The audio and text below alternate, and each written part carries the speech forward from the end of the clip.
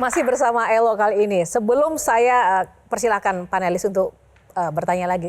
Tadi kan sebelumnya Mas Elo tuh bicara soal apa ya, adaptasi, transformasi tentang musik. Tapi aku pengen tahu, ingin dikenal sebagai penyanyi atau musisi yang seperti apa sih? Kayak gimana ya? Ini memang acara Q&A, setiap ada pertanyaan selalu ada jawaban. Tapi saya susah nih jawab yang ini karena saya lebih mau dikenal bukan sebagai sosok yang berprofesi sebagai musisi lagi. No. Terus? Apa yang saya udah kontribusiin buat orang-orang sekitar saya, mestinya itu pertanyaannya, itu yang paling ya, sebagai manusia kita memang harus bermanfaat. Tapi sebagai musisi, karena tadi kan banyak banget yang ingin dieksplor, dicoba. Tapi ujungnya tuh ingin menjadi musisi, penyanyi yang seperti apa dikenalnya seorang Elo? Gini. Pertanyaan itu sulit saya jawab ya. Kenapa ya? Karena buat saya opini orang ya, I don't live by people's opinion gitu. Untuk saya hanya ingin bermusik dari hati.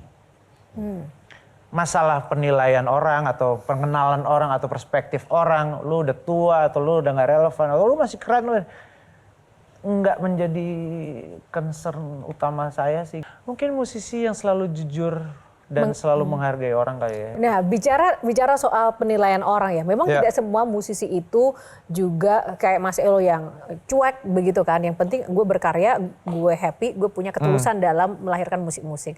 Tapi kan sekarang ini kan kita harus berhadapan dengan dunia yang sudah terbuka, netizen. Ternyata kita mau ngomongin masalah musik tapi netizen melihatnya faktor lain seperti yang tadi kita bahas. Kita mau tahu nih, kita mau lihat dulu sebenarnya apa sih pandangan para netizen tentang seorang Elo ya. Nih kita kumpulin Mas.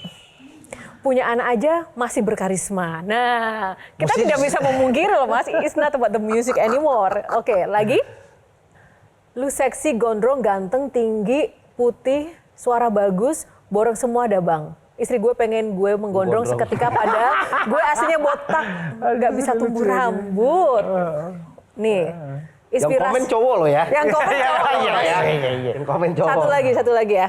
Ngefans banget sama papa muda satu ini. Idola aing ini, andai saja belum berumah tangga, udah aku deketin nih papa. Nah, bagaimana menanggapi hal-hal kayak gini Mas? Kolom komentar itu buat saya adalah pintu gerbang untuk energi masuk gitu. Ngerti gak sih? Ngerti gak? So, I have enough energy already, dia cukup gitu. Saya nggak butuh, ngerti ya?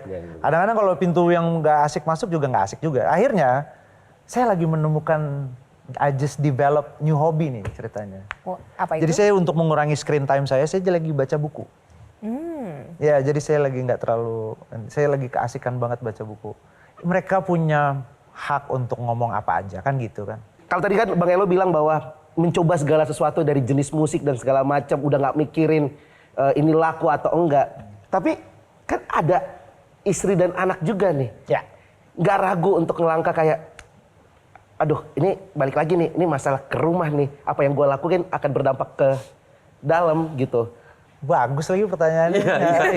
Bagus. Jadi memang semenjak memiliki keluarga, itu mengubah semuanya, jujur aja. Saya merasa hidup saya bukan saya lagi. Saya merasa hidup saya hanya untuk istri dan anak saya, jujur. Jadi apa yang saya lakukan demi mereka. Nah, perihal laku nggak laku, kita punya perspektif yang sedikit berbeda nih bro.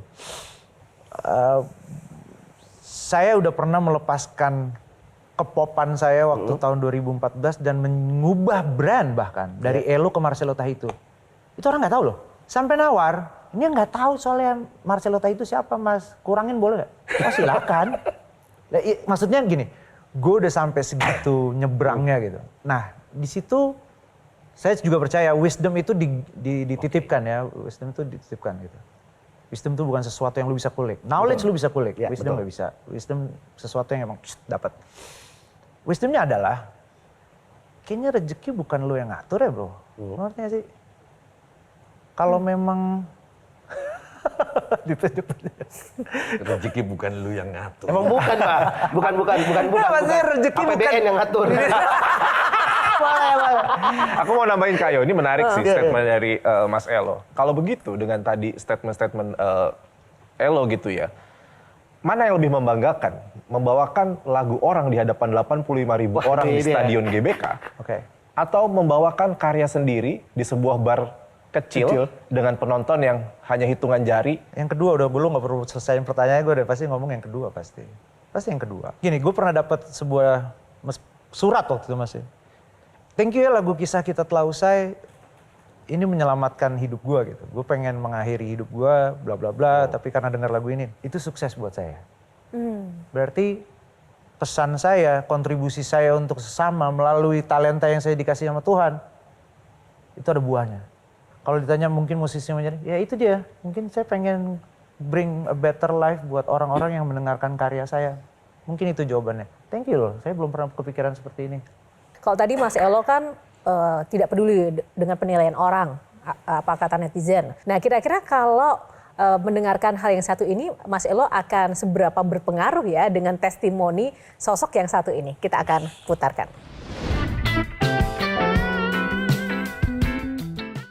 Dia suka pura-pura kejang-kejang atau kesakitan atau gemetaran supaya aku panik. Dan jadinya aku fokus ke dia, terus nanti aku tanyain deh, kamu kenapa? Yang buat aku cinta sama Elo itu karena dia sangat humble. Dia punya desensi di semua aspek kepribadian. Jadi semuanya tuh terlihat pas. Nanti dia GR yang ini. Dan aku lihat dia itu pinter banget. Jadi ngobrol sama dia tuh bisa ngobrolin dari yang receh sampai yang berbobot. Jadi kayak bikin kita tuh dapat pengetahuan baru. Jadi aku tuh selalu kagum ya sama pola pikirnya dia gitu. Dan yang paling penting sih dia selalu tahu kapan harus ngalah sama aku. Well, aku cuma mau bilang, Baba, I am beyond grateful to have you in my life. Dan terima kasih kalau kamu udah jadi suami yang aku udah nggak bisa komplain, and you have it all. Dan juga kamu udah jadi a great father to our children.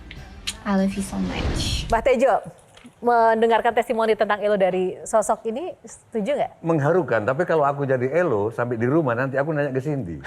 Nanya apa, Mbak? Bener nggak kamu cinta ke aku karena aku humble, karena aku gini? Ya. Berarti kamu bukan cinta karena masih ada karena-karena. Wow, Bang. I love you banget. Karena kalau cinta nggak ada karena. Suatu hari dia nggak humble, bahaya.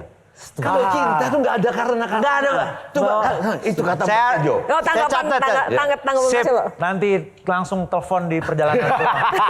Kok kamu ada karena-karena? Iya.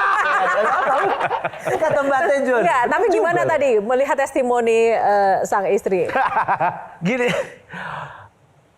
aku termasuk yang beruntung. Karena saya jarang untuk mengutarakan perasaan saya ke orang-orang. Maksudnya perasaan ya, yang emang bener-bener dari perut ya. Gue sedih deh karena begini. Ke orang deh. Saya jarang sebenarnya. Bahkan belakangan ini udah nggak pernah. Akhirnya tempat outlet untuk mengutarakan itu ke istri saya. Jadi dialah teman, teman curhat, teman ngobrol gitu. Kita bisa gitu kayak di tempat tidur gitu ngobrolin apa aja. Dan itu benar. Kayak lagi tidur gitu ngobrol gitu. Terus bisa kalau lagi di luar kota bisa video callan selalu berjam-jam. Maksudnya karena ngobrol sama dia tuh senyambung itu gitu. Di sini ada yang udah menikah belum? Ada? Ada. Oke. Pertama mungkin yang harus dicek adalah jokesnya harus nyambung dulu deh baru enak. Jokes. Iya, harus. Berarti kamu jatuh cinta pada Cindy karena bisa untuk curhat. Masih pakai karena-karena. Oh iya. Salah bang. Ampun, hamba bikin kesalahan. Bagaimana kalau suatu hari Cindy lebih sibuk sama anakmu yang makin gede, makin gede. Iya, benar. Berarti aku cinta as it is. Iya. As it is. Setiap hal perasaan yang ada karenanya itu bukan cinta, itu kalkulasi. Betul, transaksi. Itu transaksi. Tidak ada karena. Setuju. Gue salah lagi. Dua-duanya berarti salah. Jadi nggak jadi nanya ya nanti di rumah ya. Ada karena. Oke. Nah Mas Elo dan istri kan termasuk yang secara image tuh sangat harmonis begitu kan, family man juga. Tapi di sisi lain di dunia industri musik tadi yang Mas Hindu bilang itu kan seolah menjadi ikon sensualitas begitu ya. Terus banyak digandrungi masyarakat juga tadi, netizen juga, kita udah lihat seperti apa komen tentang Mas Elo. Itu istri sejauh mana itu proteksinya terhadap seorang Elo yang menyadari wah vokalis nih anak band pula gitu. Ada batasnya memang. Ya ngerti aja gitu. Maksudnya kalau misalnya let's say foto gitu atau jangan terlalu fisikal lah gitu. Oh, nggak boleh gandeng, nggak boleh meluk. Bukan kita nggak ngomong nggak boleh, tapi kan ini lebih mengerti suasana hatinya gitu, ya kan. Ini kalau misalnya kita habis manggung ya kan, ada nih momen kayak habis manggung tiba-tiba, pulang.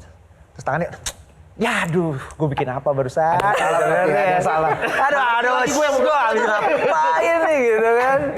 Kadang-kadang ya itulah, nah itu kan proses pengenalan antara pasangan itu kan berlangsung sampai nanti kita menutup mata untuk selama-lamanya. Kita mungkin nggak akan pernah tahu dia sesungguhnya bahkan. Kalau boleh saya menyesal, ya mesti saya menikah. Saya pengen mama main sama cucunya sih itu aja.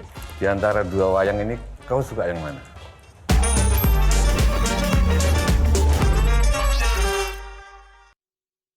Jelajahi cara baru mendapatkan informasi. Download Metro TV Extend sekarang.